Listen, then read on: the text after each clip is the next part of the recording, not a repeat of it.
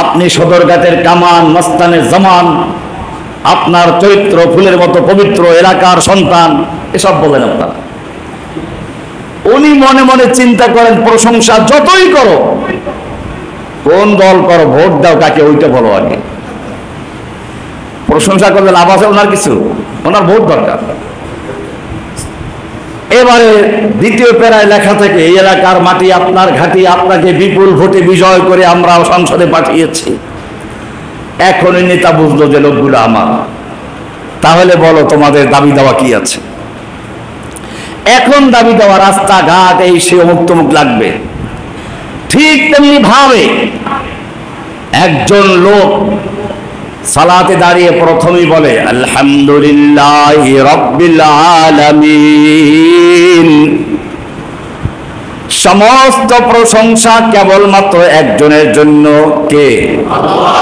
লিল্লাহি, আল্লাহর জন্য। তুমি তার কি কোয়ালিটি, কি প্রশংসা জানো? রব্বুল আলামিন, গোটা জগতের রব। আর কি জানো?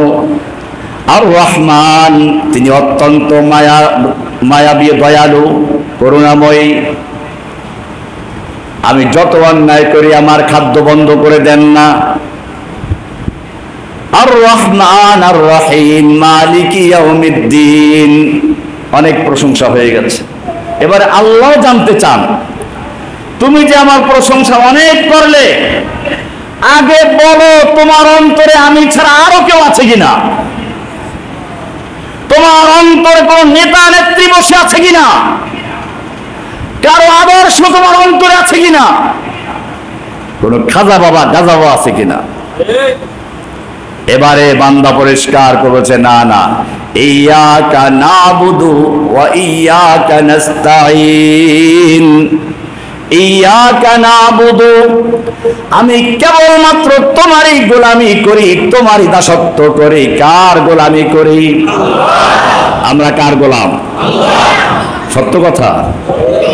কই মসজিদে গেলে নামাজ পড়ে, কোরআন দিয়ে, আদালতে কোরআন চলে, তাহলে কার গোলাম? মসজিদে গোলামি করি আল্লাহর, আদালতে গোলামি করি কার? ব্রিটিশের বান্দার।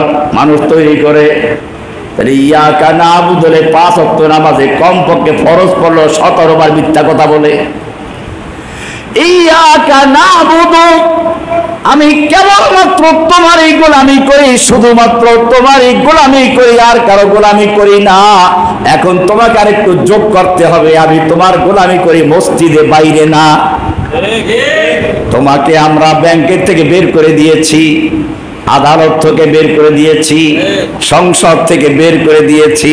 খবরদার তুমি আমাদের পারিবারিক জীবনে ঢুকবে না, সংসদে ঢুকবে না, আদালতে ঢুকবে না। তুমি মসজিদে গিয়ে বসে থাকো, ওখানে মাঝে মধ্যে এসে আমরা তোমাকে সিজদা দিয়ে শুকরিয়া জানিয়ে যাব। ইয়্যাকা নাবুদু, তুমি সালাতে দাঁড়িয়ে আল্লাহকে জানিয়ে দিচ্ছ, আল্লাহ ইয়্যাকা নাবুদু, আমি কেবলমাত্র তোমারই গোলামি করি, তোমারই দাসত্ব করি। মসজিদেও তোমার গোলাম, সংসদেও তোমার গোলাম, ব্যক্তি জীবনের তোমার গোলাম, পারিবারিক জীবনের তোমার গোলাম, সামাজিক জীবনের তোমার গোলাম, আদালতেও তোমার গোলাম, রাষ্ট্রীয় জীবনের তোমার গোলাম, আন্তর্জাতিক জীবনে কার গোলাম? ইয়্যাকা নাবুদু। সালাতে দাঁড়িয়েও তোমাকে পরিষ্কার করতে হয় তুমি কার গোলাম। তুমি হজ করতে গেছো, ইহরাম পরে গেছো, তোমাকে ওখানে গিয়েও যখন তুমি বলছো লাব্বাইক লাব্বাইক আল্লাহুম্মা লাব্বাইক, আল্লাহ আমি হাজির, আমি হাজির, আমি তোমার দরবারে উপস্থিত হয়ে গেছি।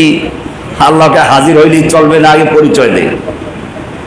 তুই কার আদর্শে চলিস, কার আইন মানো, কার গোলামি করো? লাব্বাইক, আল্লাহ তোমার কাছেই তো হাজির হয়েছে, আর কি বলবো? কই না, আমার কাছে হাজির হও, আবার তোমার সঙ্গে অন্যটাও তো আছে। ওই যে একজনে তাহাজ্জুদ পড়তো, দাবি করতো আর কি। মদের বোতল তো পাওয়া গেছে, কোরআন না পাওয়া গেল। তাহাজ্জুদ পড়তো, মাথায় পট্টি লাগাতো, আবার টিপু পড়তো। এরকম তো হয়, আল্লাহকেও মানে, আবার দেবদেবীও মানে। হজ্জে কাবা ভি কিয়া गंगा का स्नान भी लिया, खुश रहे अल्लाह भी, शैतान भी नाराज न हो। মক্কায় গিয়ে হজ করে, আবার ভারতে গিয়ে টিপও পড়ে। আল্লাহ খুশি থাকুক, নরেন্দ্র মোদীও যেন বেজার না হয়। এই জন্য আল্লাহ জিজ্ঞেস করেন, আগে বল। লাব্বাইক কেবল বললেই হবে না, পরিষ্কার করে আরো কেউ আছে কিনা।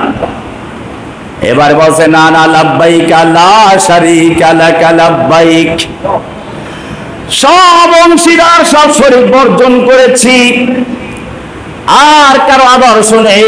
ইন্নাল হামদা ওয়ান নি'মাতা লাকা ওয়াল মুলকা লা শারীকা লাক, সব কিছু তোমার নেয়ামত, তুমি তো সব কিছু দিয়েছো, তোমার ক্ষমতাই তো বিশ্বাস করি, তোমার আইন মেনেই আমি চলি। ইন্নাল হামদা ওয়ান নি'মাতা লাকা ওয়াল মুলকা লা শারীকা লাক,